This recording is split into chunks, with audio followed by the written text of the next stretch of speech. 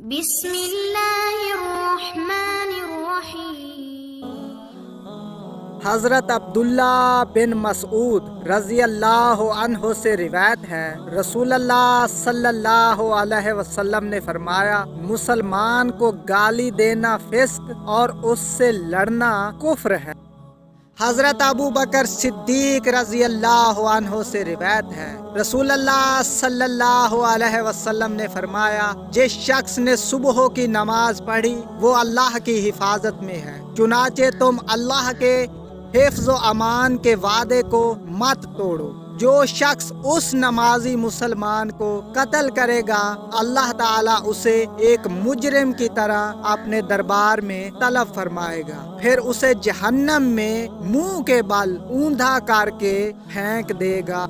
حضرت سمرہ بن جندب رضی اللہ عنہ سے روایت ہے، نبی صلی اللہ علیہ وسلم نے فرمایا، جس نے صبح کی نماز پڑھی وہ اللہ عز و جل کی حفاظت میں ہے۔